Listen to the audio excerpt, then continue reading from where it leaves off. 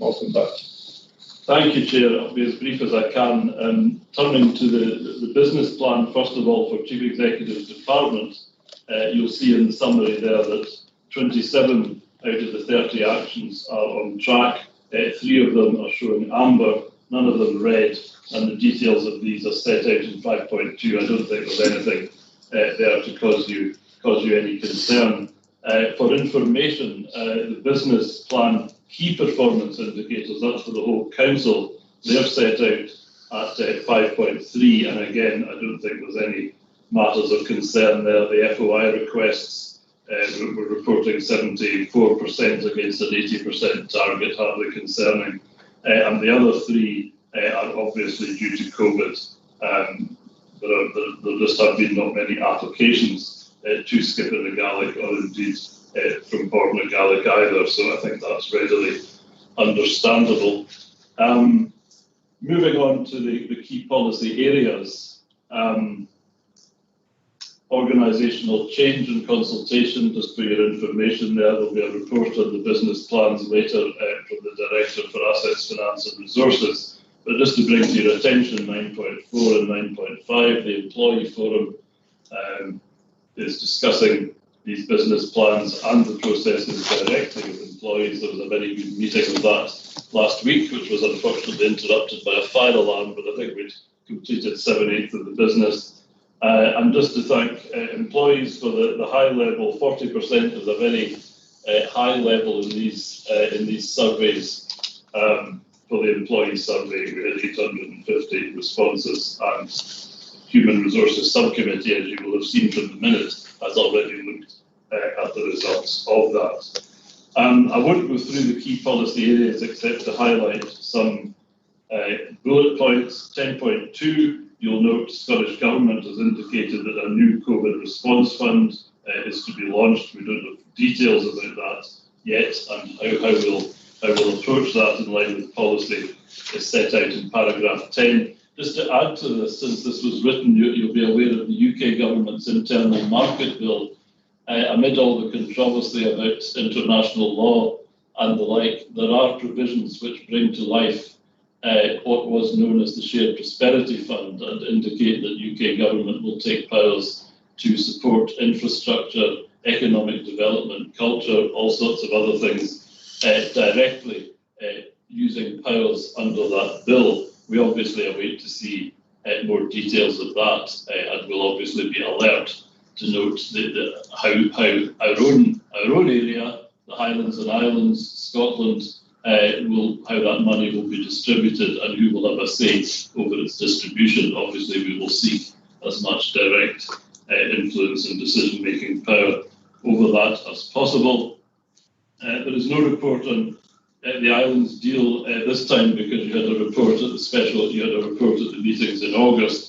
But simply to note that both governments, no doubt, will soon wish to move to the detail of the deal, including distribution. And the leader and I, as members of the Island Strategic Group, will obviously keep you all advised. We're in the hands of both governments there, and we will obviously keep you all advised of how these discussions are going as we seek the best deal possible for the Western Isles. That also involves Mr. Crichton and Mr. Murray MacDonald as Chair and Vice Chair of Sustainable Development Committee. The energy issues are there for your information, and the Director for Communities is here online if there are any questions. The local governance work, which is increasingly important, has formally not moved on, but there is much work, as I indicated in other fora, on thinking of future structures, not least informed by the financial situation of both Scotland and the UK. So I'm happy to take any questions, Chair. Okay, thank you for that, Malcolm. If we can have Gordon Murray first of all. Councillor Gordon Murray. Thank you, Chair. I'm just a concern in terms of risk. Is the COLA running a risk in terms of the failure to replace Dr. Cully or fill Dr. Cully's position? And just, has there been any update what is the delay in filling the position, and when do you expect it to be filled, especially in these challenging terms? I think we need this position filled as soon as possible. Thanks. Thank you, Councillor Murray. I don't think anyone disagrees with you on that one, but Malcolm, do you want to just give a... Yes, it's not strictly speaking on the performance management, but I'm happy to update. I mean, the absence of an interim chief officer has been risk assessed throughout the process. Cover has been provided largely through me, directly supporting the heads of service for whom the corporate is responsible. The integrated corporate management team continues to meet on a monthly basis, and we have made arrangements to interview candidates for the permanent post in the course of next month. So the post should be filled in early close. Thank you for that update. Can I now have Councillor Angus McCormack? Angus? Thank you, Leader. Could I refer you to the energy issues section of the report, please? I don't so much want to have any questions answered today, but because I understand that the Director has given an undertaking to provide a report to the next series of meetings, and I'm quite comfortable with that. But I'd like to raise some issues which I think should be considered by that report, if I may. The first of these is the role of SSE. It troubles me greatly that, certainly in public pronouncements at least, SSE seems to have an ability to help the Shetland Islands, the Orkney Islands, and now, of course, it is abandoning our Scottish yards by sending its wind turbines contract to China, unfortunately with the support of the Scottish Government. So I am wondering just how much of a commitment we have from SSE to our interconnector, because it's so important. You get the impression that if they had an interest in one of our local wind farms, that they'd be far more likely to build this interconnector than otherwise. So I just would like some analysis of what the situation is with regard to SSE. It would be helpful too, in a parallel to that, to hear how we feel about Ofgem's situation at the moment. It's a very strange organisation that I find myself. I don't understand most of the time exactly what they're about, but they seem to base most of their analysis on the market, the electricity market, which I'm afraid is just not a good way to go about delivering electricity to people. In terms of the interconnector itself, there are a number of times in this section here the use of the word likely in terms of the three developers, Lewis, Wind Power, Baywa and Ushinish. I would like to hear that we are told in December something a bit better than likely as far as these organisations are concerned. I was astounded that Lewis Wind Power couldn't manage to put in an appropriate bid to get CFDs. I hope we can guarantee us that we will get them this time, otherwise we're going to be in serious trouble. I'd like to know also if the Director has been able to find out why it is that Lewis Wind Power abandoned Ushinish as a project, and has Mr. Oppenheim found somebody to replace them in terms of building the wind farm? I think that's absolutely crucial to the going forward of this particular project.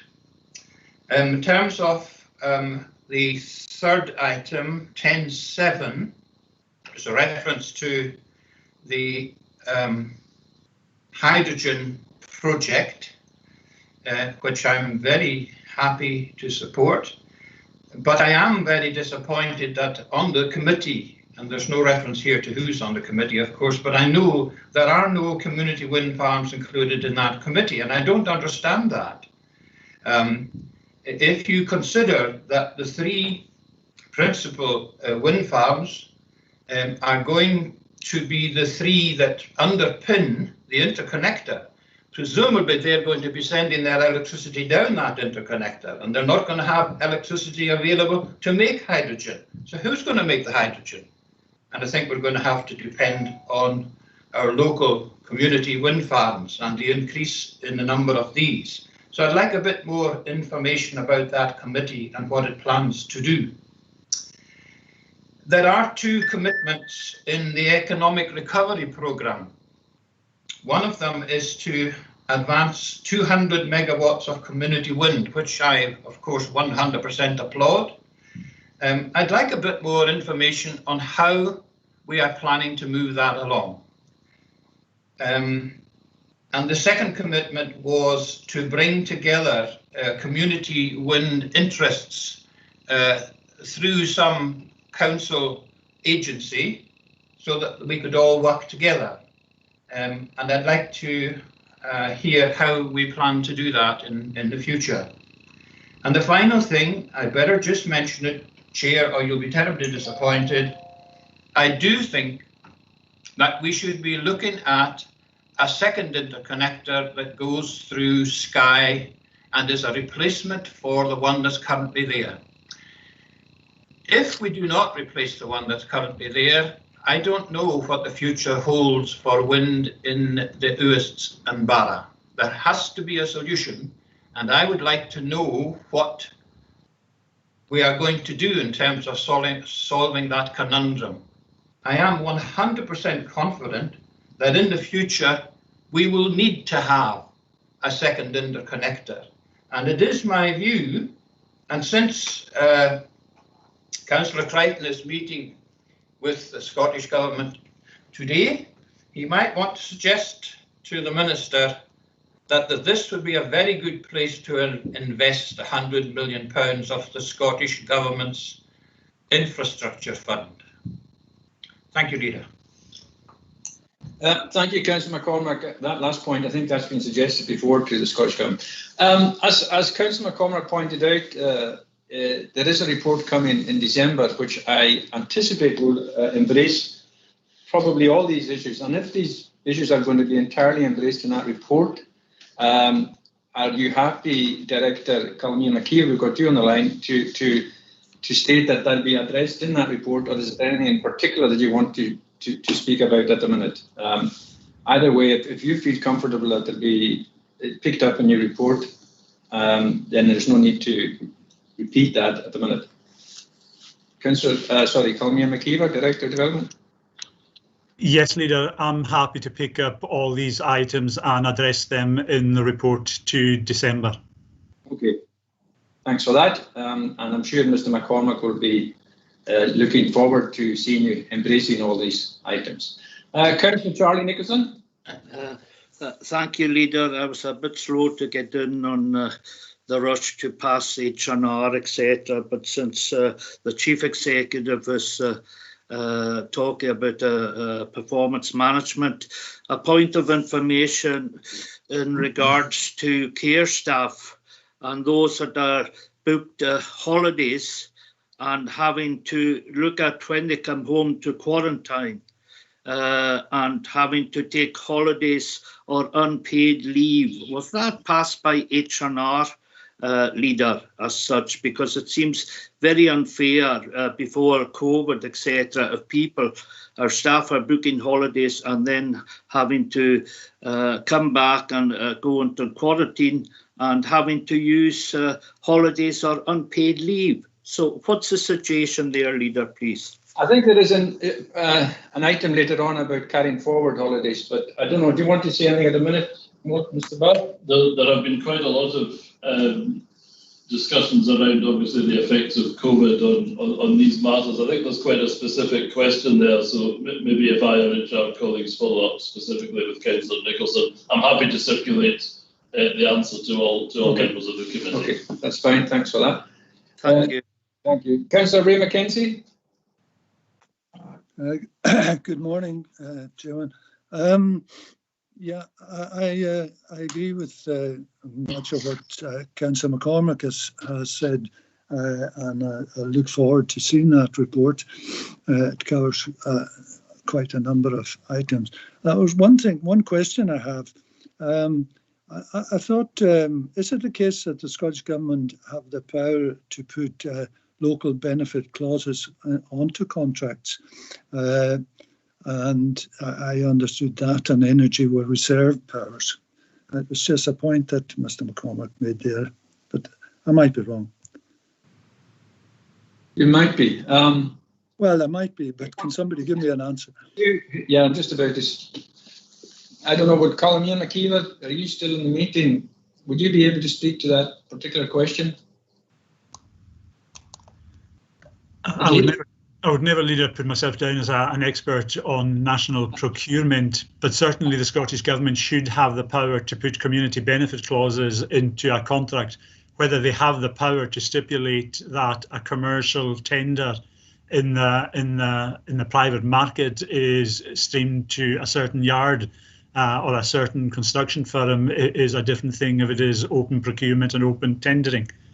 So I think it will be challenging for them to procure it directly, but certainly there is the opportunity for community benefit clauses to be within the procurement tender. Yes, I agree with you on that one. We've had recent discussions with County State around the same issue, and it's very difficult for them to do what suggested. But they can put in community benefit clauses, and we're working alongside them on that particular issue. Chief Executive, do you want to come in on that? Very briefly, Chair, and it's a matter I'll come to under item 6.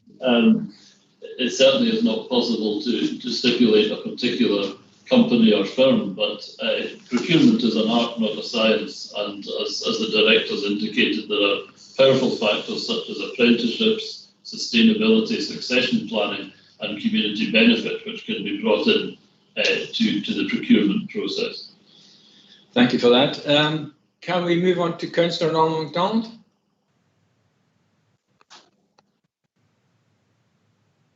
Is that?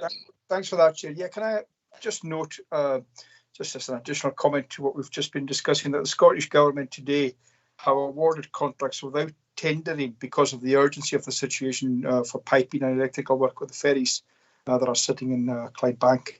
So there are precedents being set when it comes to tendering. So I think it's rewriting the tendering process book as we go along. So just to note that they have the ability to bypass the tendering process because of urgency. Thank you, Councillor MacDonald. Okay, if we're complete with that, item 5A, can we move on to therefore item 5? Councillor Ray McKenzie, you wanted to come in on that again? Yeah, I'm not quite sure of that last comment because we're comparing apples and oranges or any other fruit here because these ferries are a different matter to energy as far as I don't think Councillor MacDonald was referring to energy. It's just referring to the procurement process and just pointing out the fact that if there are pressures there to get things done quickly, there are ways in which we can deploy tendering in a way that we can get the job done quicker. That's all. And that's what's happened with the ferries. And actually, whatever way they're doing it, we're delighted that they're doing it quicker on our ferries. That's for sure. Item 5. Thank you. Yeah. Thank you. Item 5B is performance management Q1 for strategic finance, IT and internal audit. I believe this will be a report from Robert Emmett, Director. Mr. Emmett. Thank you, Chair. The only thing I want to add to the report is to remind members that whilst we produced our draft accounts within the statutory deadline, Audit Scotland haven't been able to complete their audit, so the accounts won't actually come forward until the end of November. We're obviously not expecting any significant change, but I just wanted to draw that to attention to the committee. I'm happy to answer any other questions. Thank you, Mr. Emmett. Any other questions? That was just a procedural matter which is drawn to your attention. No? Okay, no further questions on that. We'll note that. We move on to 5C, which is performance management around accountancy and exchequer services. I believe this is a report by our head of accountancy and exchequer services, Norman MacDonald. Is Norman in the meeting? No. So it's not a report from Norman MacDonald. It's so report. Mr. Emmett, do you want to speak to it, or is there anything to add to it? Chair, the only thing I want to add is to acknowledge the significant amount of work that's been done within the section around supporting the business support grant scheme, which saw a huge amount of support for local businesses through Norman's team, and I think we should recognise, but happy to take any other questions other than that. Yeah, thank you for that, Mr. Emmett, and I would concur wholeheartedly with that. Any inquiries I had to Norman and his team were really, really flexible, and they were quick with a response, and they did really well. And I think we should all, as council members, be very grateful for that, because it obviously reflects on the performance of the council generally. And throughout that particular distribution of funds, our team did really well. So if you pass on the congratulations and thanks from us to Norman and his team. If we're happy to note that report, we're on to item 5D, which is performance management around investment delivery. And that's a report from our Director for Investment Delivery, Ian McKinnon.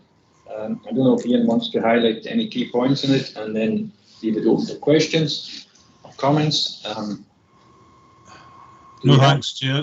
The report's for noting, but there are concurrent reports for the Barra and Battersea, Lochmaddy and Goathill projects later on in the agenda, but I'd be happy to take any general questions on the performance of investment delivery just now. Thank you. Thank you for that, Mr. McKinnon. Councillor Ray McKenzie. Yeah, just one point. I know there's a concurrent report coming up, but this is on really looking to the immediate future once Goathill is completed. And I wonder if it's, I know this has been sort of mooted in the past, is it possible to consider retaining one of the care homes, Dunedin, for instance, for the immediate future after the changeover, and I'm sure there's some procedure for taking people, transferring people once the Goathill building is complete. But after that period, there may be a need for extra accommodation, and I wonder if this could be looked into at this early stage. Okay, Councillor McKenzie, I don't think there's any decision being taken on that, so we'll feed that view in, and once that comes up for discussion, that view will be put forward to the team. Mr. Emmett, Robert Emmett, do you want to come in on? Chair, just to come in on that point, the Chief Finance Officer of the IJB highlighted to us potential additional revenue costs of the transfer to the new development, and which will obviously provide an enhanced level of care. The capacity to continue to maintain old buildings and the new buildings, I think, will be extremely limited. So absolutely, I think we should look at it, but I wouldn't like to be optimistic that we could afford to run both the new estate and the old estate. And we've got not bad, that's the wrong word, but we have learned from previous experiences that where a building is becoming surplus to requirement, we should be making arrangements to dispose of it sooner rather than later, as we will have residual costs, which will only increase once it's no longer a care home, Chair. So I'm happy to take that back and provide that information back, but I am cautious of the costs associated with it. Okay, thank you for these comments, Mr. Emmett. So that said, we've agreed to note these reports. Can we now move on to item 6, which is local government benchmarking framework 2018-19, and this is a report by the Chief Executive, Malcolm Bard. The Improvement Service published its 8th overview report at the end of January this year, giving the 18-19 statistics for the Western Isles, and these were presented to the Audit and Scrutiny Committee here on the 3rd of March. This report presents the local government benchmarking framework 18-19 results for the Chief Executive's Department. The framework is a high-level benchmarking tool designed to support senior management teams and elected members to ask questions about key council services. There are recommendations for approval at 3.1, and Mr. Bard will answer members' questions. Do you want to speak to the report at all? Very briefly, Chair. The main report for the whole corner has gone to Audit and Scrutiny Committee, so this only relates, as the Chair said, to Chief Executive's Department and Economic Development. But since we discussed procurement earlier, members may want to note, if they haven't already, that the percentage of procurement spent locally has moved up by 10% from 33% to 43%, and that, as you will see, is the fourth highest in Scotland. No surprise, perhaps, that the three islands are among the top four there, but that's a substantial rise, 13% higher than the Scottish average, and of course we hope to do better there. So just while we were on the subject of procurement, Chair, I thought that might be of interest. Thank you. Thank you for that. Happy to take questions on any of the other points. Any questions for Mr. Burke, respect of item 6? No. In that case, we approve the recommendations of paragraph 3.1 report. Thank you. Item 7 is a Community Economic Fund, and this is a report by the Director of Communities, Mr. Colm McKeever.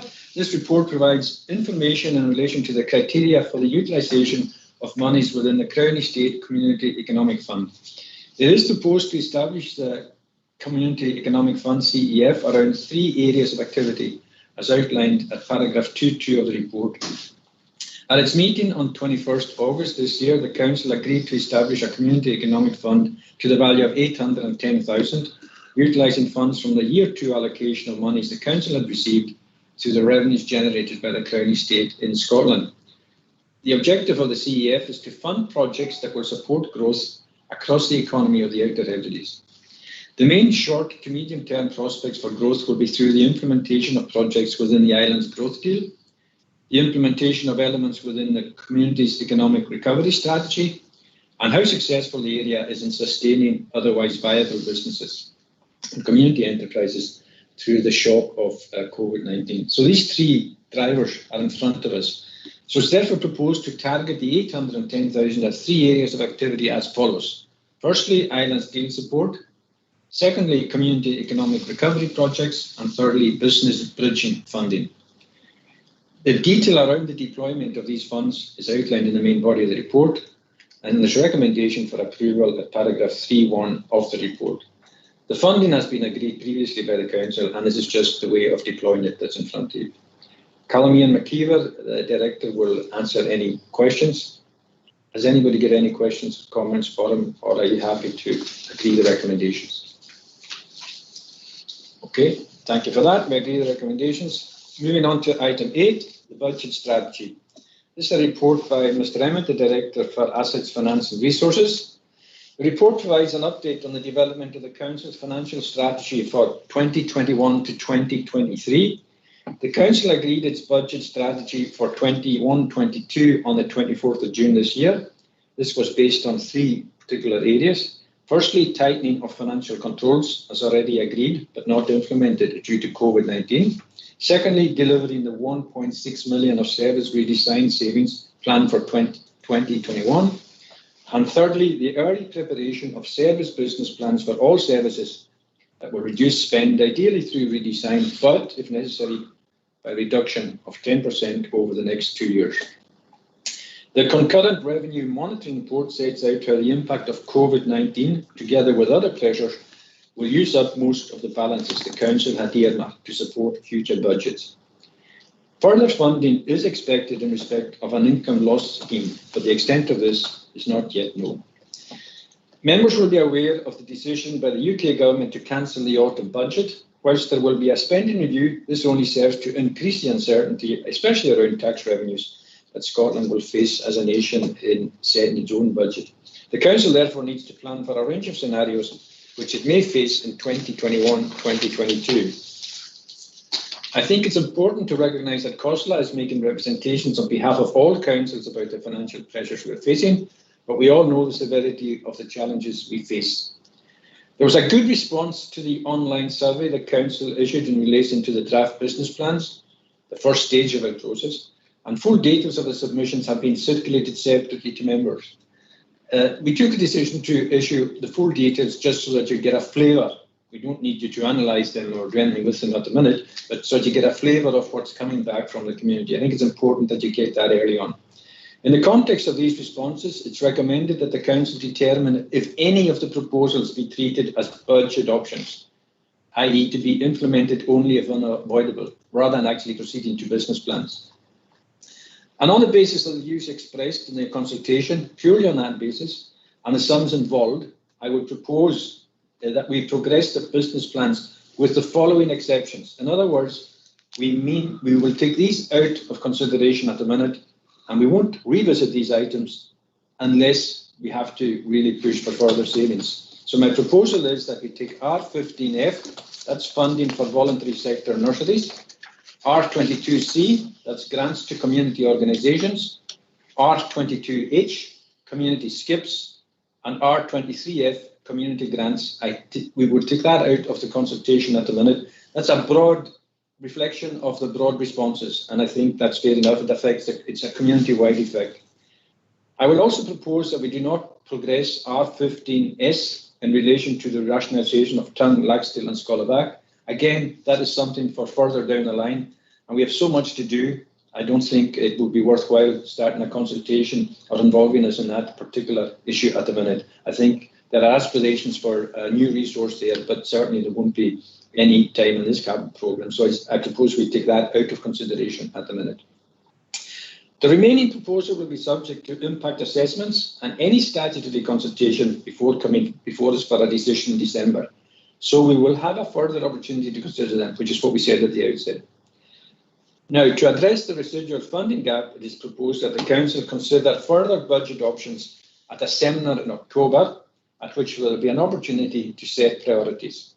So there are recommendations for approval at paragraph 3(1) of the report. I'm happy to take any questions, but hopefully you're able to agree the additional items that I mentioned there. Councillor Gordon-Murray. Thanks, Chair. Just a couple of points. At the last budget setting meeting in February, there was a number of budget choices that were subject to impact assessments, and they were going to come back to committee. As far as I am aware, I have never seen them, and I'm wondering whether the money has been taken from the budget.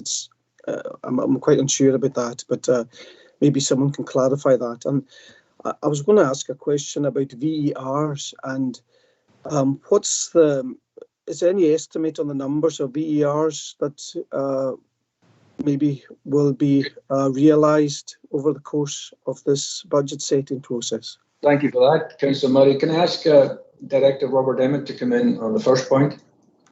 Thank you, Chair.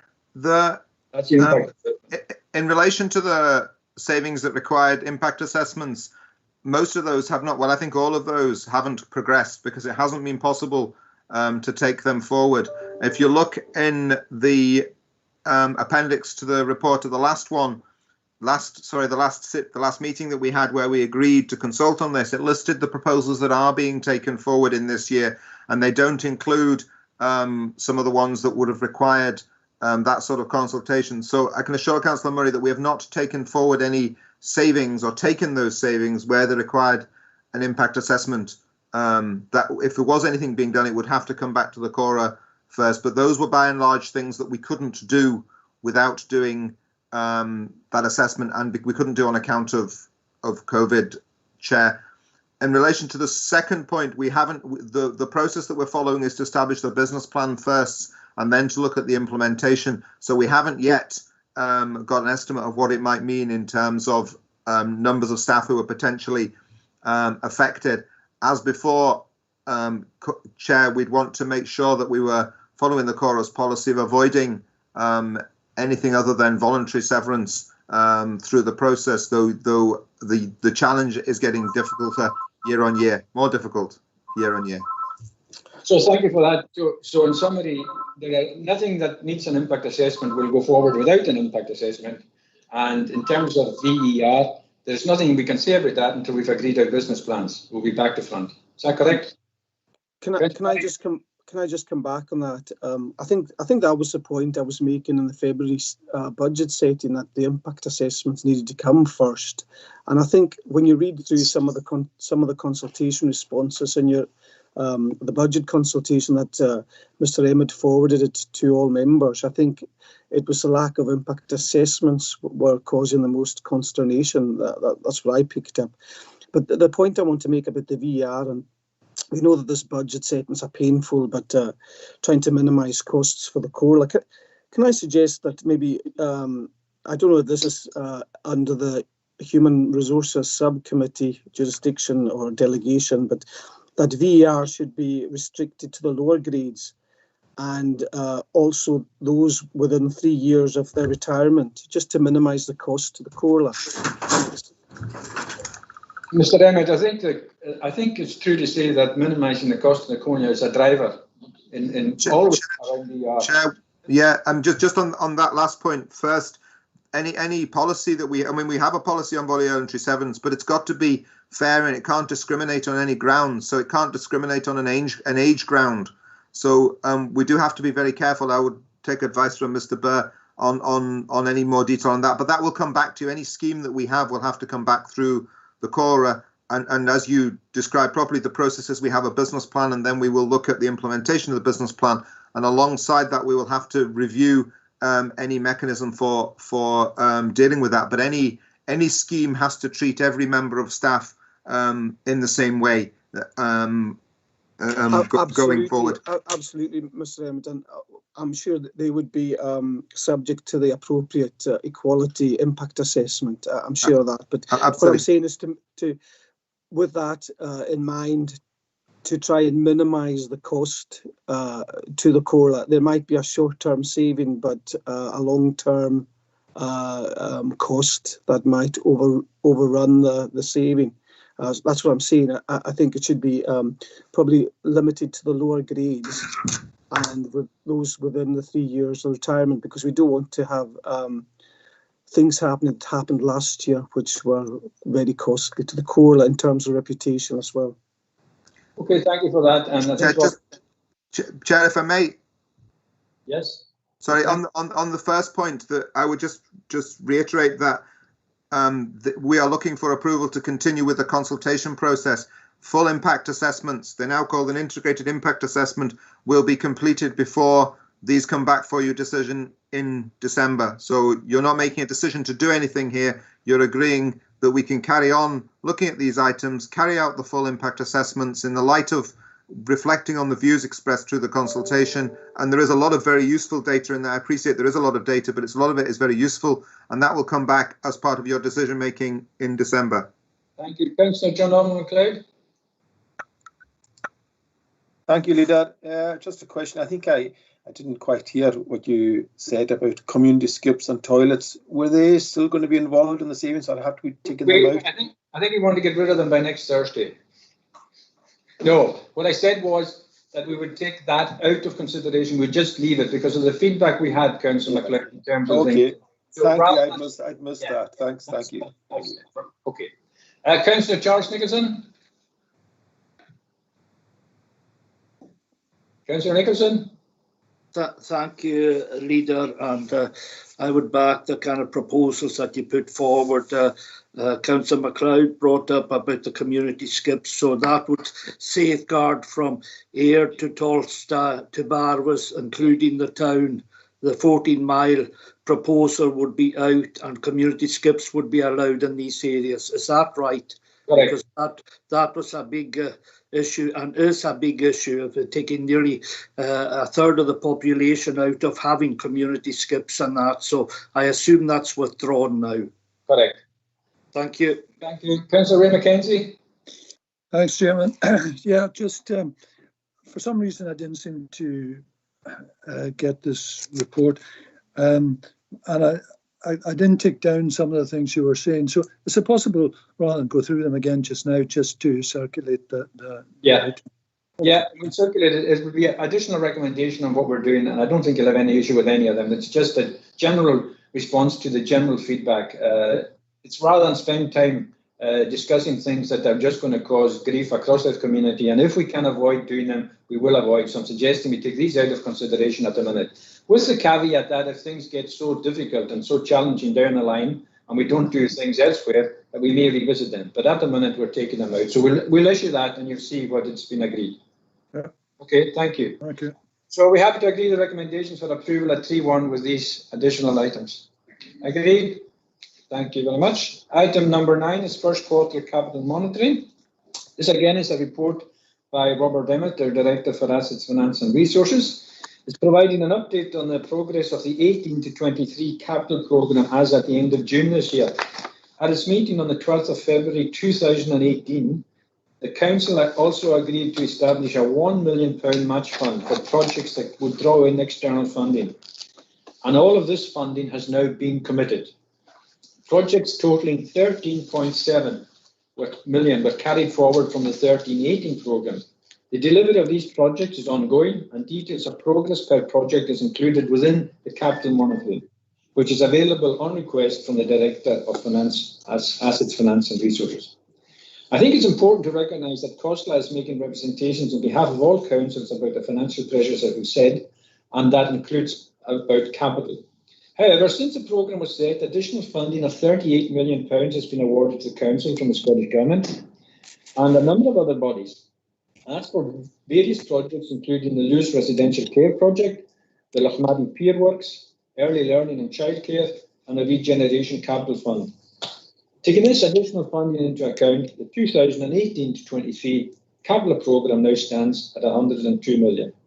There's a recommendation for approval at paragraph 3.1 of the report, and Mr. Emmett will answer any members' questions. I don't know if you want to add anything to that, Mr. Emmett, or just receive questions. No, thank you, Chair. Councillor Ray McKenzie, is your hand still up from previously, or are you? No, my hand was up actually from the previous one, but I'm very glad to see that the Scottish Government have virtually doubled the amount for the capital, and that's a great thing for us. So yeah, good. Yes, we're all delighted with that. Happy to agree with the recommendations of paragraph 3.1. Thank you very much. If we move on to first quarter monitoring, item 10, revenue monitoring, again a report by Mr. Emmett. It's for noting and details the Council's forecast revenue outturn for 2021. If you just bear with me on this one, a couple of points. A summary of the financial performance to the end of June 2020 is attached at Appendix A to this report. The forecast outturn shows a projected deficit of £770,000. This deficit wholly relates to health and social care and has been partially offset by the projected saving within children's mainland placements. At this time, it is anticipated that as the projected overspend cannot be wholly funded from the IJB reserves, the balance may well need to be partially funded by the Council. There is ongoing work to mitigate the overspend. Although there are budget variances across other service areas, these are managed within overall resources, and all departments are currently projected to be within carry-forward tolerances at the end of the year. They're to be congratulated about that. The Council initial budget included planned service redesign of £2.6 million. Due to the COVID-19 pandemic, a review of these savings was undertaken early in the financial year, and it was estimated that almost £1 million of that was no longer achievable. The Council agreed that this shortfall would be funded from balances, and at the end of the first quarter, over £1 million of saving has been achieved. It is estimated that the COVID-19 pandemic has cost the Council £880,000 in the first quarter of the financial year. That's after offsetting savings of almost £100,000 through reduced expenditure on things like training, travel and subsistence. Almost £800,000 of this additional cost relate to lost income through the closure of facilities and services. Departmental budgets have been reviewed and adjusted accordingly. It's anticipated that the costs will reduce in the second quarter with services recommencing, although it's expected that there will be additional costs even in recommencing services, obviously associated with the requirement for additional PPE and cleaning required to run these services safely. So the unaudited accounts for 1920 show that the Council had balances of £3.2 million earmarked for the forward budget strategy, including the cost of the COVID-19 pandemic. However, the additional costs and loss of the income associated with the COVID-19 pandemic will reduce these balances to less than £100,000. That's the stark situation we're in at the minute. Robert Emmett, our Director, is here to speak to the report if you wish, or if you have any questions for him. Mr. Emmett, do you wish to speak? Chair, just to update members, as in the budget strategy report, the position has improved slightly with the award of £0.4 million from the latest consequentials for Scotland. So balances have gone up a little bit, and we may even get some further funding from the income loss scheme. There's 90 million to be distributed across Scotland, so we will get a share of that in due course. But I think we can't be complacent because, as we've seen in the last week, the position can change quite quickly, and there really is no certainty as what the rest of the year will bring, which is why the budget strategy has to be based on trying to get to a balanced budget for next financial year, Chair. Thank you for that, Mr. Emmett, and you'll update us as and when we do get any extra resources, I'm sure. Are we up to agree the recommendations there? Thank you. If we move on, item 11 is in private, and item 12 is the Barra and Battersea Community Campus, which Mr. McKinnon referred to earlier. This report provides an update on progress on matters associated with the development and delivery of the Barra and Battersea Community Campus project. Copies of the dashboard progress and look-ahead reports considered by the Project Executive Board on the 27th of August are included in the Appendix 1, the report in front of you. More detailed accounts of the progress achieved against each of these headings are also included in the body of the report. The plan is to submit the investment business case to Scottish Government at the beginning of November. The draft will be considered for approval by the Project Executive Board at the end of this month, and we have been asked to approve the following additional recommendation. It's not this month, it's next month, end of October. That the Council agree to be delegated to the Director for Investment Delivery in consultation with the Project Executive Board to finalise and submit the finalised investment business case to the Scottish Government. Again, that's just an additional recommendation because of the timescales I've put in front of you. Mr. McKinnon is here and will have me answer any members' questions. Has anybody got any questions for Mr. McKinnon? Or Mr. McKinnon, do you want to speak first before just giving an overview? I can't. Thanks very much, Chair. Nothing further to add, but happy to answer any questions. Okay, thank you for that. Mr. Manford, Councillor Manford. Thank you, Chair. I'd just like to say that very briefly, and I'm not a member of your committee, so thanks for taking me in. Progress since the inception of this project has been, without doubt, all we could have expected. Local officers have been outstanding, lead officers, I should say, have been outstanding to date. The next few weeks, as we know, as you've just said, are critical, and I certainly look forward to seeing the very high level of achievement that we've seen to date continuing. As I said, I'm not a member of your committee, but I hope you can accept the recommendation, take forward the recommendation. Thank you very much. Thank you, Mr. Manford. I would agree with you wholeheartedly on that. It's moved at remarkable pace, and it's been a lot of expert work done by officers on this. And it's a really ambitious project, and hopefully, once we present it to government, it'll get the support to round off the finance, and we'll get cracking with it. But thank you for your comments. Councillor Paul Steele. Thank you, Leader. Yeah, I agree with Donald. It's really impressive the way things are moving ahead. My one query, well, I think it's mentioned in the report, is the sports facility side of things, and just ensure that the thoughts that were put forward at those meetings are included. I'm not sure if 1D was their preferred option, but just to make sure that's included going forward. So, Mr. McKinnon, did you get that? Yes.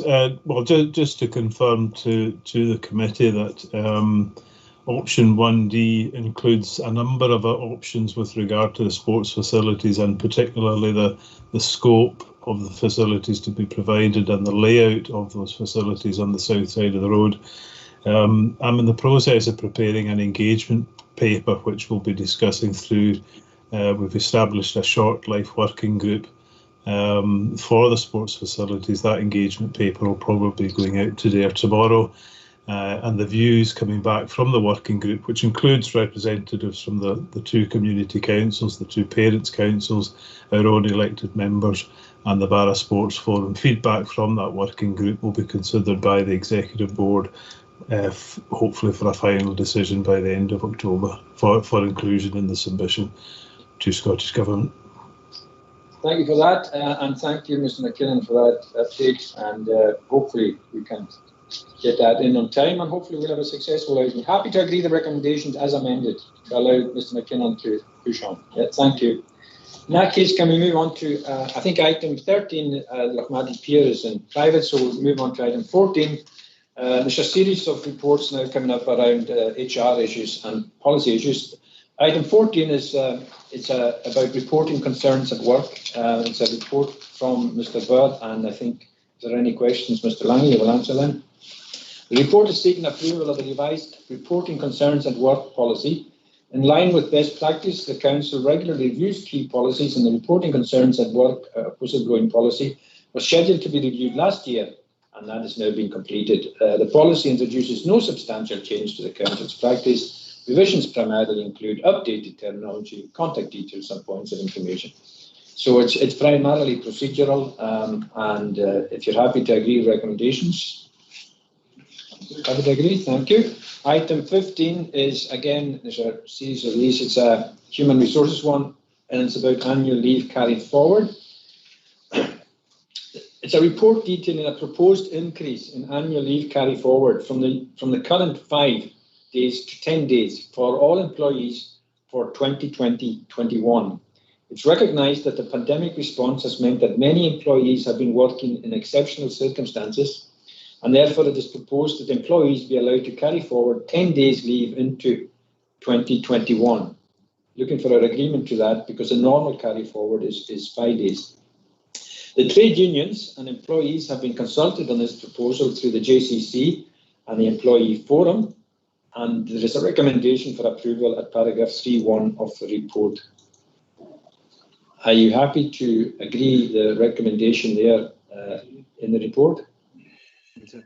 Thank you. Item 15 agreed. Item 16, another procedural one, future working arrangements. It's a report providing details of policies and procedures for future flexible working arrangements. The COVID-19 pandemic has resulted in a seismic change in how people work. For office workers, this has meant temporary home working arrangements and different office arrangements when a return to workplace is permitted. The report sets out the rationale for different future working arrangements and seeks agreement of the supporting HR policies and procedures, which are a home working policy and a review of the flexible working hours scheme. The trade unions again and employees have been consulted on the policies through the JCC and the Employee Forum. Consideration has been given to matters raised, and the policies have been updated to reflect the views expressed through both these channels. And there are recommendations for approval at 3.1 of the report. Mr. Bird is here if you have any questions. If you're happy to accept the report, then we'll proceed. Thank you. Item 17 is... Chairman. Sorry, Councillor Mackenzie, yes? Yeah, I'm very glad to see this report after it's taken a long time. It's probably taken about 7 years to come, but and I don't think, and I hope it's not just because of the COVID pandemic that it's been considered. I'm sure it's not, but I'm very pleased to see the report, and I think it will improve things greatly in the future. Thank you. Thank you. I'll ask Mr. Bird to come in, because even by his standards, 7 years would be a long time to produce a report. Mr. Bird.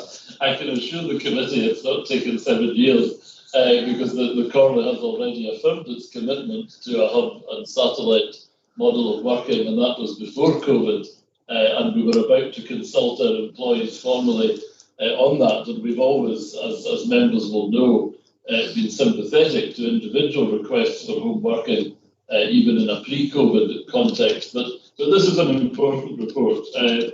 The new normal, as they call it, will be a mixed or blended provision, and these policies which you've just approved enable that to happen. It's been well received with the Employee Forum and the trade unions, and it builds on the policy decisions we've taken before about hub and satellite working.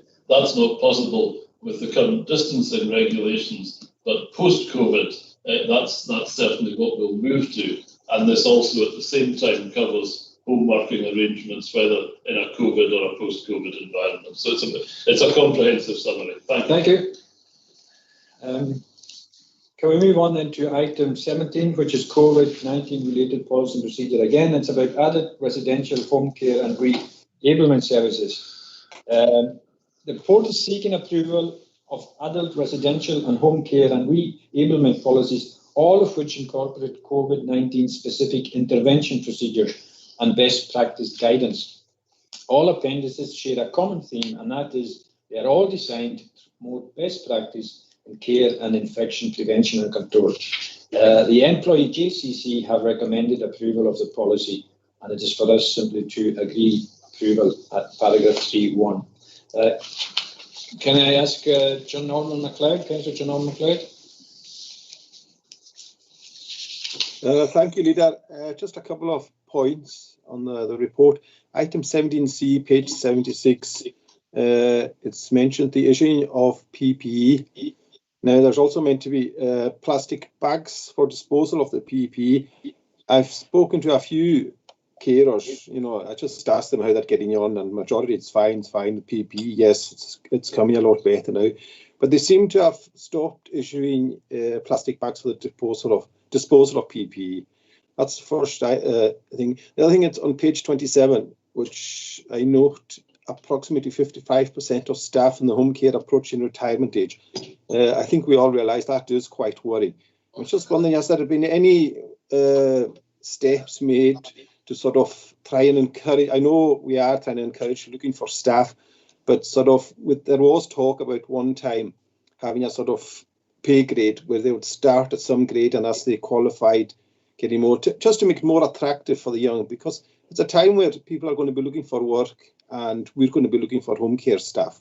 So that's just something else I wanted to mention. Okay, thank you, Councillor MacLeod. I agree that second point is something that we've spoken about for quite some time, and I'll ask the Chief Executive to come in on that one. On the first point, we'll refer that. Frank Crichton would be the one that would deal with that. So we will pass on these questions around the plastic bags, etc., to Frank on your behalf. So can I ask Chief Executive to come in on the second point about staffing and attracting people, the age profile?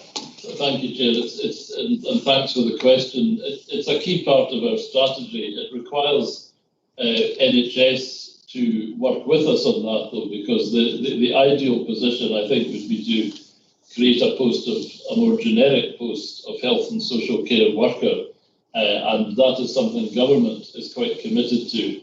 But it's a slow process, as you know, when you're dealing with national terms and conditions. But the succession planning for our care workforce has always been a matter of concern to us. We continue to make the job as attractive as possible, even in the current terms and conditions and roles, by encouraging apprenticeships, etc. But that will not entirely fill the gap. So we continue to look at specifically that point, and it's a matter for immediate attention. Yes, thanks for raising that, Councillor MacLeod. It is an issue. Councillor Colin McMillan.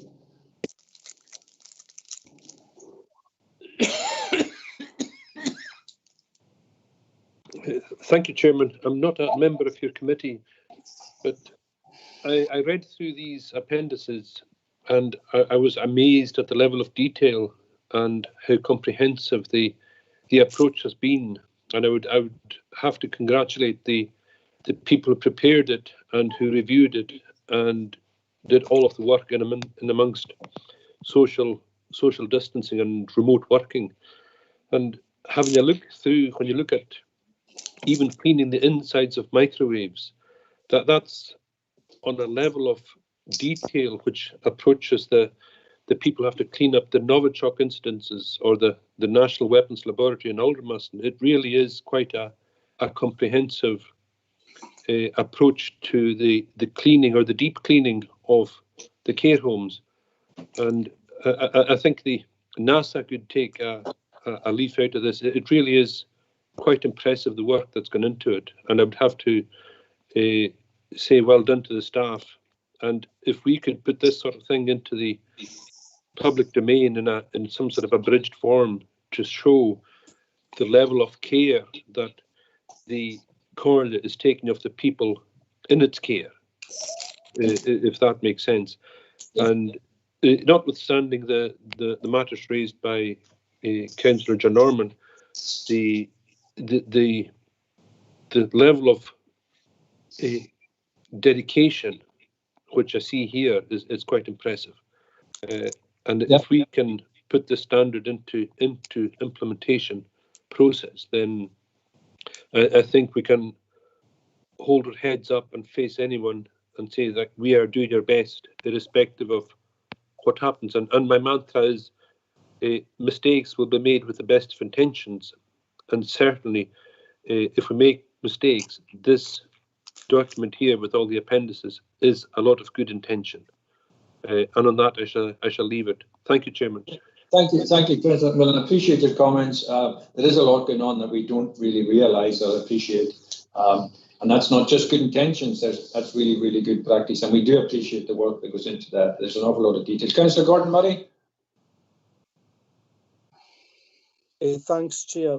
Just to pick up on the points made by Councillor John Orman MacLeod and your own point that we have discussed about career progression and trying to attract more people into the home care service. I wanted to ask, is it not in our gift as an authority working in partnership with the NHS Western Isles to establish some sort of clear career progression for those in care, because it would help people see what the role could lead to in terms of possibly going down the nursing route. I thought that would be in our gift to do that, would it not? Well, in terms of, you've just sort of answered your own question. You say it's in our gift in partnership with the NHS, so it's not entirely within our gift, but it's something that we push. Mr. Barr, do you want to? I think, thank you, Chair. I think the Corla has played its part very well in that area through the creation of apprenticeships, which are, of course, funded with government through us and with our contribution. What I think is the best option, though, is a generic health and social care post and series of posts and structure, so that there is more of a career structure, and that does take an element of health involvement. That's the ideal, but we haven't just waited for the ideal here. We have done, I think, all that we can in the interim, but it's a point that will have to be taken on nationally as well as locally. Thank you, Councillor Norman MacDonald. Yeah, thanks again, Chair. Yeah, going back to what was being said about the issues we have with the demographic of the staff within care. I remember discussions we had, I'm lucky enough to remember back to May or June 2017, freshly in as a new councillor, having discussions with Paul Dundas and Ron Cully about the issues that were facing us with that demographic, and not only the demographic, but the lack of young folk and the lack of staff that were within the care system. And they were going to produce some kind of advertising. They were going to go out and they were going to do X, Y, and Z to enhance recruitment and show the potential for advancement within the care sector and how good the jobs were, decent money being paid to address the issues where we were losing valuable staff. They weren't getting replaced. There were issues with the timings, and people were just rushing around, and we didn't have enough folk to cover certain areas within the Western Isles. Nothing ever came of that, as far as I can see. I don't think there was much of a concerted effort. There may have been some advertising, but I certainly wasn't aware of a particularly concerted effort. And I just, going back to the replacement of Mr. Cully, Mr. Dundas has gone as well. I think it's important that when these positions or these vacancies do get filled, that gets picked up again. And we do try to stress, the career progression available and the decent work that is within the care sector, so that there are jobs, there are good paying jobs, and there is a huge hole there. If I remember rightly, I think there were staff positions to the tune of nearly £1 million in that particular budget for vacancies that weren't being filled. So I think it's a matter of urgency, not only to replace the particular posts, but to get staff backfilled into these roles. Okay, thanks for that. Can I ask Diane McDonald from HR? Diane, do you want to contribute at the minute? Just a couple of observations on the discussion being had. I mean, we have a number of apprentices now working in health and social care, and these are posts that are primarily for young people, and we look to school leavers for that, and we provide an opportunity whereby they can work across a number of care settings, whether that be residential homes or home care and learning disabilities, so they can gain experience of care in different settings. And we look at taking them through the SVQ route to train them up. So that's something that's ongoing. We have run some recruitment fairs, and also, I mean, interestingly, during the current time, we are seeing increased applications for care posts that are being advertised. So that's something positive that I suppose that has come out of the last 6 months. Thank you. That was very useful, Diane. It's good to see that we're heading in the right direction. Again, it's a good point that Councillor MacDonald makes, that when we do reappoint or replace these managerial teams, that we revisit the idea of continuing to press the advertising and attract people into that particular career. Got convener, then Kenny John MacLeod. Councillor MacDonald. Thank you, Leader. Just following on from what Norman said there, I think it's vitally important that we have significant career pathways for people who want to get involved in health and social care, and we need, as Diane said, to make it as easy as possible for them to work through that process.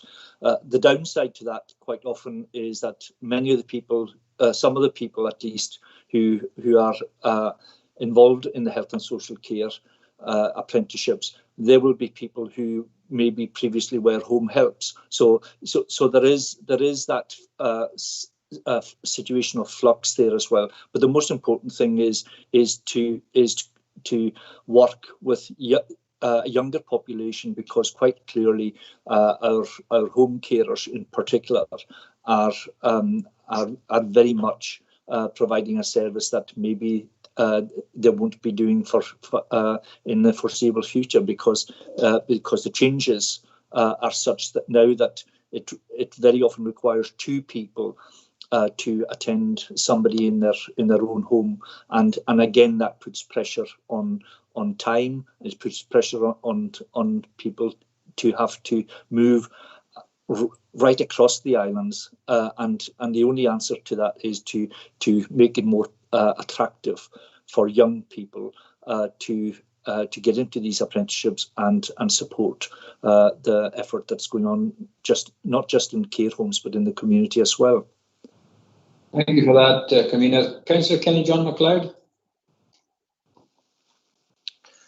Thank you, Leader. Yes, I was just Diane has said much of what I was going to say. There was a considerable amount of work done and on recruiting, and quite successfully, in fact, and not only attracting young apprentices into posts, but also people with transferable life skills as well. There's no doubt it's going to be a huge challenge going forward, and we need to be mindful of the need to bring more people into the service. The hybrid crossover posts that the Chief Executive referred to earlier is something that has to be developed, and the willingness on the part of the local authorities is very clear and palpable, but we do need all our partners, and in particular our main partner, to be cooperative in that as well. And they do take much of their guidance from government, it has to be said. So we do need a strong indication from government that this is the way that we need to be moving forward with these posts. And any reevaluation of their worth surely should recognise that it is a much valued service now, particularly with the recent experiences we have. Yeah, I think it's an optimum time for demonstrating how valuable they are. Councillor Gordon Murray. Thanks, Chair, for letting us back in. I'm very interested in the conversation and the discussion I was having. I don't know, Chair, if you think it's worthy to bring a report back on the specific issue of career pathways, and even to give the Chief Executive a definitive steer on this with his discussions with the NHS. Otherwise, as Councillor Norman MacDonald from Skirranoo said, we've been talking about this for I don't know how many years. We want to kind of stop talking and get some action. Well, I'm not sure you were listening to the discussion, Councillor Murray, but there has been from Kenny John MacLeod and from Diane, there has been examples of where we are trying to do something about it, and there has been some activity. I don't know if it would be worthwhile bringing a report back at the minute. I think what Councillor Norman MacDonald suggested was that as soon as we get replacements for these managerial posts, that we drive this forward and make sure it's one of the priorities. I don't know if you want to come in on that, Mr. Burr. Very briefly, Chair, it's already very much on the IGB agenda, and I know that the core members of the IGB are committed to driving that forward as well. So there's no shortage of political input, but it is also a matter for the coroner that I know I have, and the discussion this morning has confirmed that there is the political backing for that course of action. Thank you. Thank you. Well, that's good to hear, Chief Executive. I look forward to your updates on the next series. Thank you. Councillor Norman MacDonald, do you want back in?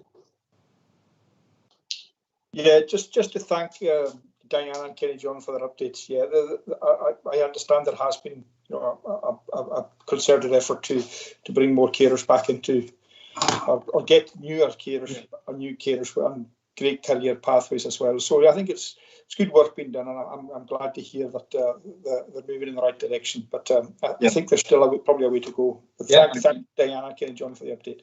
Thanks, I agree with you there. Okay, can we agree? Councillor Crichton? Thank you, Chairman. Just very briefly, I think the discussion has been useful, and we're all wanting to see increasing recruitment in this sector. But there was also discussion and talk some time ago about enhancing the role of the carer, so that it's a qualified post, but also that it covers the remit from the cradle to the grave. So there's a wide-ranging role of the carer, like a super carer remit and role that perhaps we should look at again. Okay, thanks for that input, and Malcolm, you can carry that forward. Thank you very much. So I agree the recommendations there, and move on. That's item 17, and move on to item 18, which is medication management.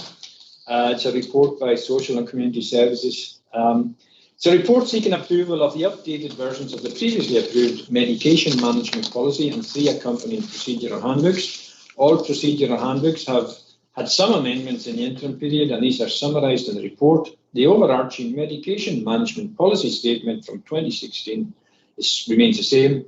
Again, the employee JCC have recommended approval of the policy, and it's recommended for approval at paragraph C1 of the report. A lot of detail there, as Councillor Colin McMillan was referring to earlier. A lot of work was on there. Happy to. We've got Councillor Gordon Murray. Thank you, Chair. Just a quick question. There's quite a lot of detail, and I might have missed it, but were the trade unions consulted on these? Yes, Chair. The employee JCC has recommended approval of the policy. Okay, so the trade unions were. Okay, thanks. Is that just you leaving your hand up from the last time? Yeah, I think so. Okay, agree, happy to repeat recommendations, item 18. Thank you. Item 19 is Highlands and Islands Airport Limited Air Traffic Management Strategy and Islands Communities Impact Assessment. There's a consultation out on that, and the report is looking for delegation to the Chief Executive to finalise the attached responses to the consultation on Highland and Islands Airport Limited Islands Community Impact Assessment process. The Council's opposition both to HIAL's proposed changes to air traffic management is well known, and the Council's concerns are also shared by Orkney and Shetland. The Council considers the impact assessment process which HIAL is following to be flawed, as it seeks to limit the assessment to mitigating actions rather than the merits of the proposed change itself. The response to the consultation strongly reflects our position. The response requires to be submitted by 5 p.m. today, so the Chief Executive will make any urgent changes that anybody wishes to identify at the committee. Otherwise, we're simply looking at delegating to him to submit the report. It's a fairly robust response, Chair, you can see it reflects our position. Yes. Happy to take any comments or ask questions. Any comments or any questions? Councillor Colin McMillan.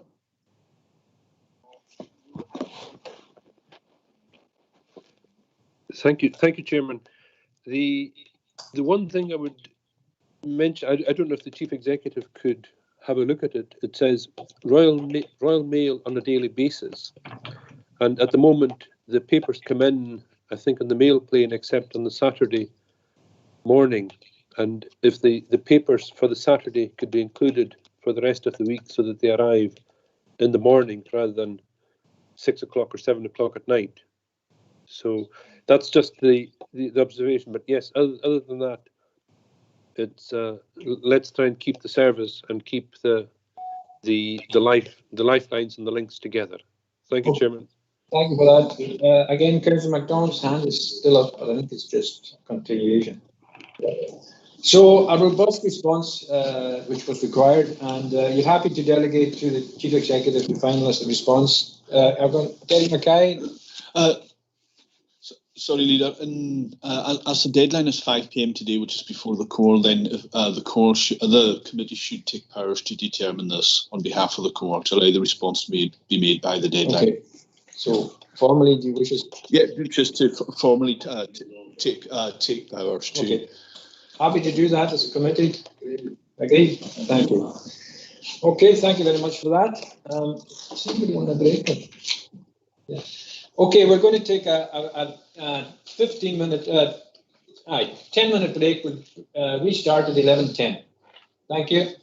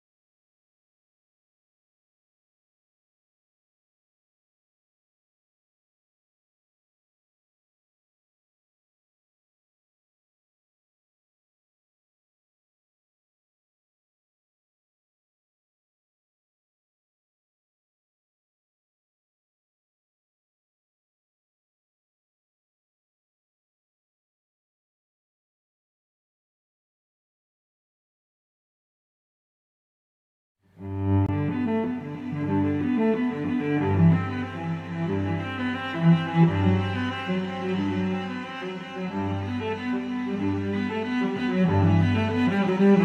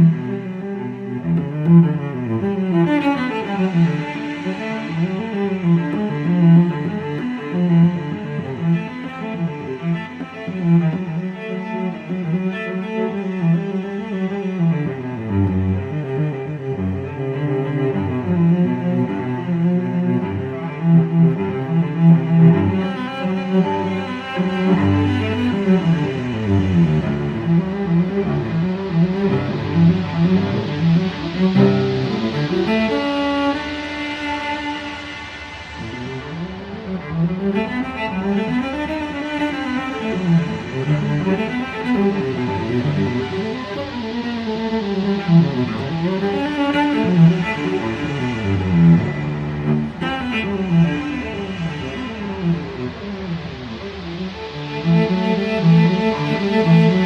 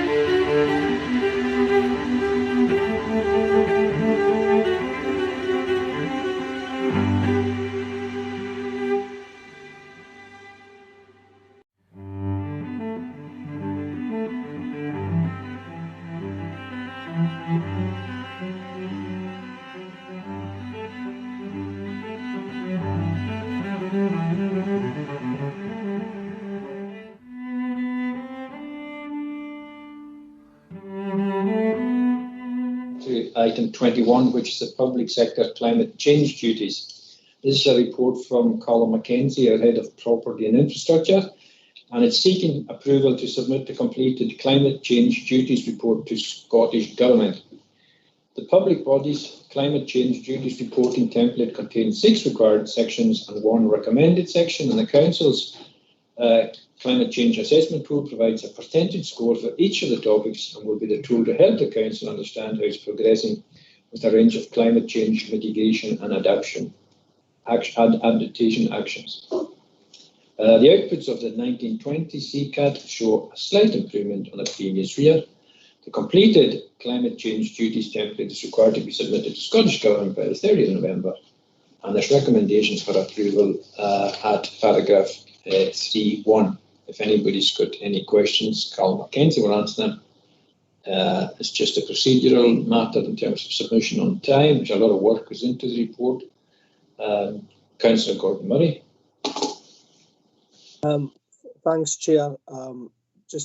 Just to welcome this, and would it be possible, just for our information, to get the contributions sent round the members before it goes out to the government? I'm sure that members would welcome that. It may be such a chunky report that I don't know if this is the one that Colin Mackenzie mentioned to me would actually be made available in the members' lounge. It's so chunky, but Colin, can you come in? Chair, yes, it is. The format of it is not very readable when you email it round. So what we tend to do is put a hard copy in the members' lounge. I'm happy to put it there as draft before we submit it, if that's the wish of the members. I'm quite happy for you to submit it, but put it there as draft if you wish. And then if Councillor Gordon Murray wishes to book a slot to go in and read it, then you can do that with you directly. Thank you, Chair, and thank you, Carla. It's just any way that's easy for yourself. I'm just quite interested in that response. Thanks. If it's draft, I think you're going to talk. The recommendation authorises submission. Okay, anybody who wishes to read it, it's available in the lounge, and you can just go in and read it in there. Thank you. Agree the recommendation at 3.1. The next item is regulation of camping. It's a report by the Chief Executive, and Tim Langley will answer any questions you have on it. Some members have recently raised concerns from constituents and community groups about the health, environmental and road safety risks which wild and irresponsible camping pose. Officers have been asked for advice on what formal action, such as the use of bylaws, may be available to the Council in order to control such activities and thereby address these concerns. And this report provides details of the legal options. So that's the narrow remit of this report. The legal options available to the Council to regulate camping in places other than designated campsites. The report is only for noting at this stage and deals, as I say, only with the legal issues and options. It suggested that any proposal for the Council to regulate such activity would require consideration of the wider environmental, economic and financial issues too. So having said that it's limited to the narrower legal issues, I know that members have concerns over this issue, and I would suggest maybe to broaden out, having provided the legal background, it might be a useful idea to broaden out the scope of this subject, to consult with communities and relevant groups, maybe to refer it to a sustainable development and take that forward in that forum. I don't know what members think about that, but Councillor Euston Robertson. Yes, Chair, you stole my thunder. I've attended a lot of community group meetings over the last several months, and I thank Tim for doing this piece of work. It was something that we were kind of at sea at in terms of what we could do as a council. So I think it's important that we go out and consult with community groups to see what they actually want the Corla to do in relation to. And I think there's an issue, some people argue there's a difference between roadside camping and wild camping, etc., but there's another piece of work, I think, to do on this. Okay, thank you for that. And you'd be quite happy for us to refer it to sustainable development and to work through a member officer working group there? Yes, yeah. Councillor Colin McLean. Yes, Chair, I'm not on your committee, but I have an interest in this, in that I've been concerned about a legal camping site not operating correctly. And I was going to ask Tim if there is anything within the legalities of a case where a legal camping site is not working correctly, or I would say that is working illegally in some cases, and where there are illegal parking going on, and I could take him to one right now actually, and so an illegal camping going on right beside the camping site. But the camping site is not, it's used as a dumping ground for caravans. So what I'm saying to him, is there anything within the legalities in which he's in this? I haven't really read through the whole process of what he's done here, to help or to do something about such camping sites that are not being used the way they were designated in the first place. Councillor McLean, I think probably that's an issue for Colin Fraser, and I think it's one that should be directly referred to him. But I'll ask the Chief Executive to comment on that. Yes, I've brought it up with Colin Fraser on a number of occasions, but I'm getting nowhere. Okay. I'll look into the matter. Well, can I ask the Chief Executive will look into it and come back to you, and maybe we can make some progress around that, Councillor McLean. That's grand, thank you. Okay, thank you. Councillor John McLeod. Thank you, Leader. Thank you. I am not a member of your committee. I probably should have been saying this the last few times I was speaking. I'll tell you what it is on this sort of report, etc. I have actually quite a few people talking to me about the wild camping, especially. There was particular. I had a conversation with Mary Macaulay, Ellen Roy camp, and she wasn't very happy, and she was quite happy for me to mention her name. She didn't mind. Basically saying that they're having to pay their fees and everything, and yet she says my campsite is empty, yet everywhere I go in on the Mahars, that's full of camper vans. Now she says, is there not something we can do about that? I've also had complaints about wild camping and the usual sort of leaving a mess on that, but to be honest, I've walked in Lower Bars umpteen times and there's been camper vans in there and they've been very good.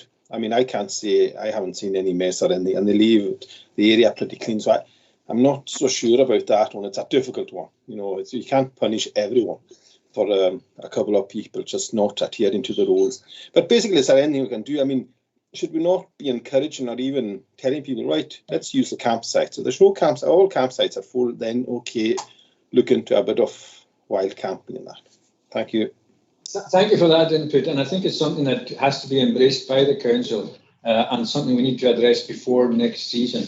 So I think these issues that you're raising there, the officers will take a note of them, and Councillor Crichton here is here as Chair of Sustainable Development, and that'll be fed into the MOUC because it is an area of concern across the islands, and some of it's anecdotal, some of it's actual fact. But I guess we just cannot ignore the fact that there are challenges around camping, whether they're organised or wild, and so we need to know what our own powers are and what we can enforce, and we need to know what we can do to assist to avoid these situations. Councillor Ronald Fraser. Yes, thank you, Chairman. I'm not a member of your committee. It's just with reference to the options that might be looked at by Sustainable Development over the next coming months. Yeah. Would one of those options potentially be looking at setting a local levy for some sectors of our tourism sector? Okay, thank you for that. And again, that's something that can be considered by the MOUC. Okay, thank you for that. Into the opposition, Councillor Crichton. Thank you, Chairman. I think the solution to the problem of stopping the abuse is to be in a position to provide more designated sites. And we have been successful in the past accessing the rural tourism fund monies. So I think maybe we can pursue the next round, the next couple of rounds of funding from that fund and look at ways in which we can provide designated sites for the future to avoid any further abuse. Okay. And of course, I think the situation was exacerbated this year because some of the community campsites were shut down due to to COVID, and that was entirely within the right of those who were plans. Okay, I have to agree the recommendation, the additional recommendation that refer the matter to Sustainable Development to further pursue these issues and report back. Okay, thank you. Item 23 is statutory review of polling places and polling districts. Derek Mackay is here as the officer that's the expert on this if you've got any questions. It's a report detailing the outcomes of the review of polling places and polling districts 2020, and it's seeking approval of a revised list of polling places as detailed in the appendix to the report. The review particularly focused on the suitability of premises or facilities for persons with any type of disability, and also comments were sought from electors who are registered within the constituent itself. As well as the general public, the council sought input from community councils, elected members, political parties, disability groups and the third sector. The proposed polling districts and polling places reflect the comments received, and the two changes to the existing polling schemes are that, firstly, polling stations 38 and 39, EO8C and EOD, Lochatua will be located at Back Free Church Hall instead of Lochatua Community Hut. And secondly, polling station 42 in Tufshire, Agusnish. Currently, it's a Braga meeting house that will be revert to Greenavat, which is the former Braga school. So these are just organisational changes, and Derek Mackay will answer any questions. Councillor Gordon Murray. Thank you, Chair. I'm just going to be a little bit opportunistic here and ask Derek a quick question. Can you just let me know, and apologies if he sent this out before, but can I ask him about the arrangements for the count for the by-election and the declaration and the venue? Or has it been decided upon? Are you happy to deal with that? Happy to deal with that, leaders. Sorry, I will. We will let all members know when the arrangements. The count will be taking place on Friday, the 9th of October, and that's following guidance from the Electoral Management Board and the Electoral Commission to have these counts next day in light of the current COVID situation. The count will take place in MacLeod Memorial Hall, commencing at 10 o'clock, and we would anticipate making a declaration by lunchtime. We will obviously have to limit the number of people who will have access to the count venue to maintain social distancing. Thank you, Mr. Mackay. Mr. Gord, do you want to just add? Just to add very briefly, Chair, I normally invite members to such events, but in view of the social distancing requirement during the to fellow councillors from the electoral ward. Perfect. Happy to agree the recommendations. Item 23, thank you. Item 24 is about the Balavanik Regeneration Town Centre Fund. It's a report from Head of Economic Development and Planning, Joe McPhee, and it's looking for agreement on the use of the awarded Town Centre Fund to progress a series of improvement projects in Balavanik as part of the Balavanik Strategic Vision. In May 2019, the Council agreed to prioritise the Balavanik Strategic Vision regeneration strategy for funding under the Town Centre Fund, providing the opportunity to accelerate a set of short-term, quick-win type projects identified by the community in order to build confidence and commitment to the regeneration of Balavanik generally. The funding also provided the opportunity to finally implement aspects of the previous Building a Better Balavanik Community Plan, and also to focus resources on supporting aspects of the current North Uist and Benbecula Locality Plan. The project proposals align with the Balavanik Strategic Vision and the North Uist and Benbecula Locality Action Plan, and discussions have been held with all these groups: North Uist and Benbecula Locality Group, Benbecula Community Council and Uist Economic Task Force. The projects that can be delivered within the Town Centre Fund timescales and within the eligibility criteria, ensuring the right balance of community-led priorities against cost-benefit, alignment with council policy, and also value for money and risk, are all presented in the appendix to this report. And there's a recommendation for approval at paragraph 3.1 of the report, which was recommended for approval by Sustainable Development Committee last week. If you're happy with that and it's been through Sustainable Development, if there are any questions, Joe will answer these. Otherwise, are you happy to agree the recommendations? Thank you for that. Item 25, again, this one has been through committee. It's the Outer Hebrides Local Transport Strategy for 2020 to 30. It's a report providing an update on the development of a new Outer Hebrides Local Transport Strategy for the period 2020 to 2030. It provides a vision for enhancing transport and travel throughout the islands and to key destinations elsewhere. It sets out the Council's policy on transport, presents transport planning objectives, and coordinates future priorities through a series of actions and interventions to enhance transport and travel. There are 4 overarching objectives. Firstly, a safe Outer Hebrides. Secondly, an active Outer Hebrides with embedded environmental protection. Thirdly, an inclusive Outer Hebrides. Lastly, create prosperity. There's recommendation for approval of paragraph 3.1, and it was already in through transportation and infrastructure for approval, and there was a very lengthy discussion and a very detailed presentation there. So, Councillor Charles Nicholson, do you have a question? Thank you, Leader. It's just within the strategy and the transport strategy, where is bus shelters in relation to the strategy as such?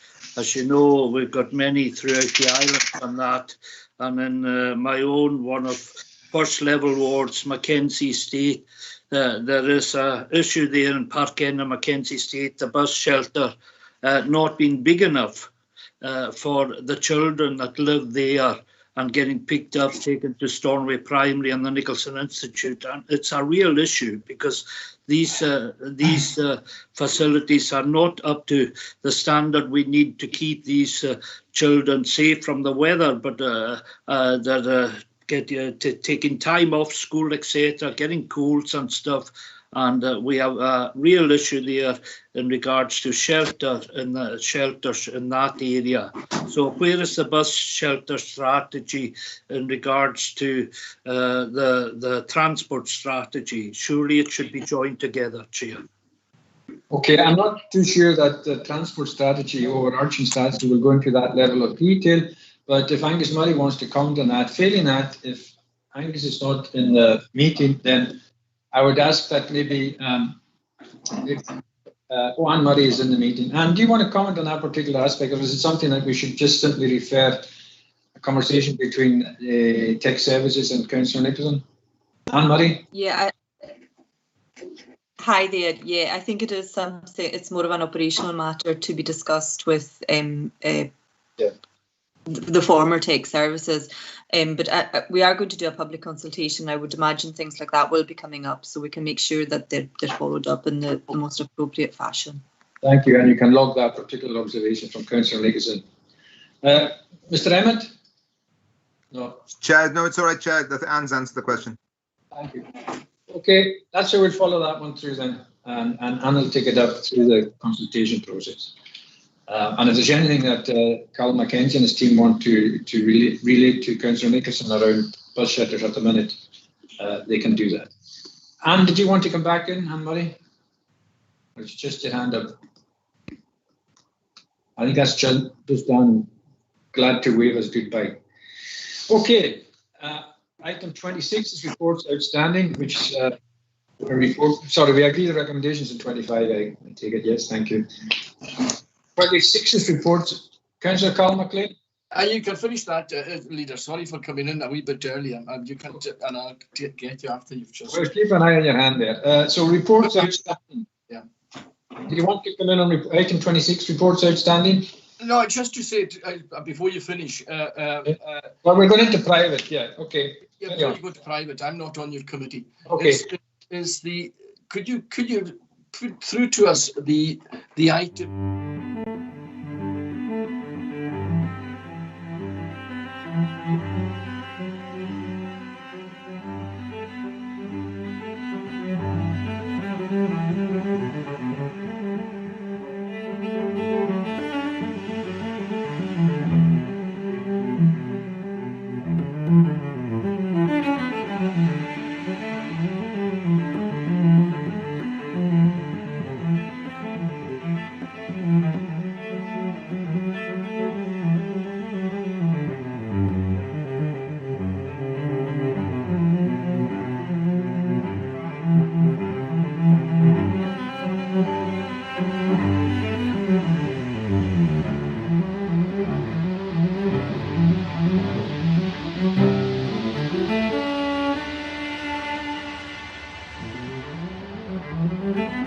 private. I don't know if we need to pause for a.